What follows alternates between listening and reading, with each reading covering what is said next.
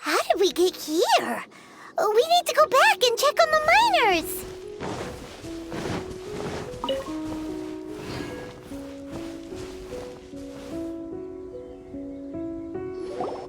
So there you are. My men and I found your clues and followed them straight here. We found Mao in a tent at the campsite unconscious. It seems he'll be okay. Sadly, we found no trace of the other three. Huh? Young Kun, what is... Nothing. Pay it no mind. Those three miners are over there, in that cave. Cave? What happened? They're exhausted, but not in danger. Don't worry. Right. Well, thank you, all of you. I better go and see how they're doing. So you're taking them back to Liyue Harbor? That's right. Can I come with you? No problem. You rescued my men. I'll be happy to assist all of you in any way I can. I'll be back soon. I need to assess their condition. We should be calling you Ajdaha. You're coming back to Liyue Harbor too, right? Not I. Merely this body. Once I'm gone, the true owner will accompany the miners back to Liyue. Kun hails from a family of famous artisans. He too will be famous in time. It would be a shame for someone of his talent to go missing. You always did have a great admiration for blacksmiths. Curious how swords and daggers are blind, yet their creators see so much. Perhaps empathy is mankind's proudest achievement after all. Ajdaha, I am no longer the Geo-Archon. I can sense it. Today I am just an ordinary citizen of Liyue. Even you met such a fate.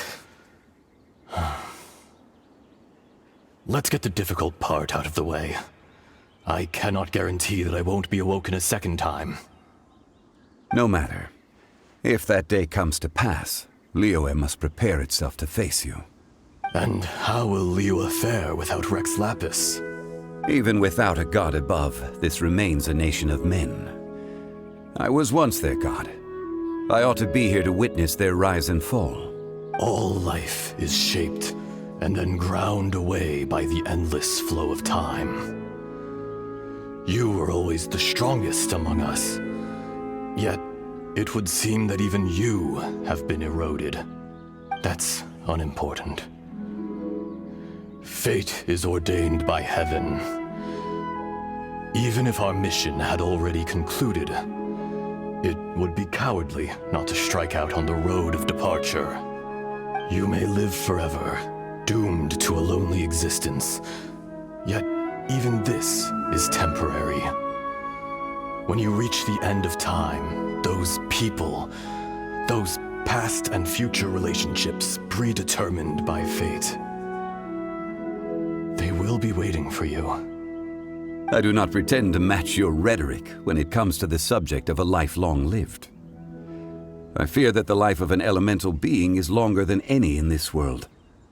Were it not so, you would have killed me long ago, and would not be having to face me again now. You've brought a smile to my face. When all is said and done, a reunion between old friends is an auspicious occasion. That day in the chasm. Did you hesitate? A heart of stone is a heart nonetheless. But I am the god of contracts, and was for a time a god of the people of Liyue. You chose justice, but did not forsake your kindness. You came to me not as an assassin, and so I was willingly sealed away. The movements of the Earth Dragon can tremble the earth and shake the heavens. With your abilities, even at my full strength, I struggled to confront you. Let alone seal you away. Hence my inception. Do not forget that I was there with Liyue's founder. The face may have changed, but the content of the contract remains intact. Old friend. God of contracts. I hereby honor our agreement. Thank you, Ashtaha. My life is nigh on eternal. I will go on with the infinite flow of time. And you, Morax, you too will live for many a day to come.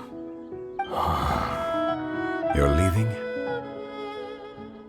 If it is fated, Morax, we will meet again.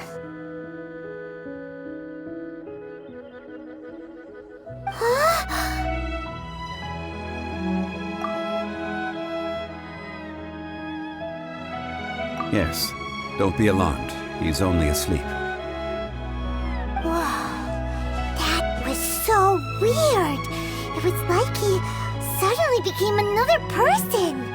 In fact, we have yet to meet the real Kunjun.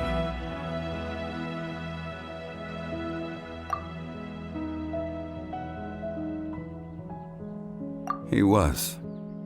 Centuries may have passed since then, but events from 1,000 years ago remain crystal clear in my mind. In our last tale, Rex Lapis was walking alone in the mountains. He heard a remote voice, unlike any other, coming from a crack in the earth. Most of the ancient geo-life forms that live below Liyue are blind, having not seen the sunlight for an age. The voice was sometimes sad and song-like. Other times it was loud and thunderous.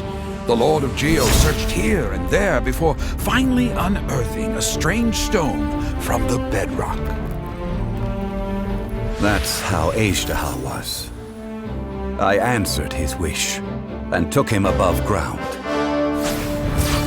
The Lord of Geo took pity on the rock spirit and carved it into a magnificent work of craftsmanship, a vivid representation of a dragon.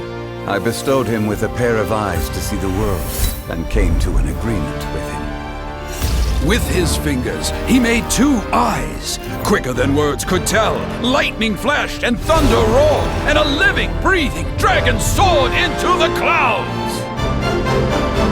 I agreed to let him live among the people above ground, but if the day ever came when he brought ruin to order, he would once again be sealed in the dark.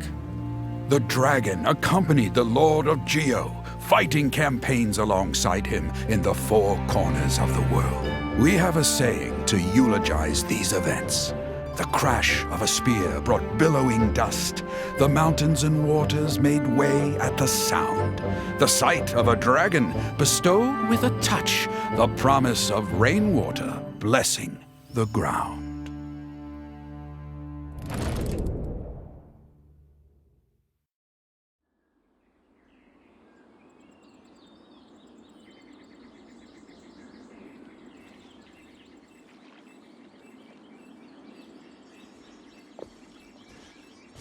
A 1,000 years ago, Ashtaha attacked the chasm. I tried to obstruct him, fighting him tooth and nail down the length and breadth of the mine. Finally, I brought him down and sealed him underground. During that battle, Dragonfall was born. Ashtaha could sense the stone. Subconsciously, he wanted to use it to find me. Despite being the victor, I could not claim to be stronger than he, and in his heart, he still retained an ounce of goodwill towards me, towards Liyue, towards life above ground. He was willing to be sealed away, but as the erosion set in, he forgot. Even I cannot avoid it, but there is something I understand better than most. When the door opens, it is time to leave. The greater the power, the greater the danger erosion may bring about. The millennia may come and go, but even a stone may tire. Personally sealing away an old friend. This is just one form of erosion I have endured. People abandon and surrender the things they love to pursue the right path. Perhaps this is the erosion imposed on me by the natural order of this world. But I was a god of mankind. My identity may change, but my eyes will bear witness to the history of humanity. You still care a lot about Liyue. Call it part of my duty. I must thank you both. No worries. Oh? About what? Oh yeah, Paimon nearly forgot. So, not long ago, we met a guy called Dane. He told us about Conria and the punishment of the gods. That's when we realized that those events were connected to the person we're searching for. Zhongli, you're a god. You've lived through thousands of years of history. Surely you experienced the incident?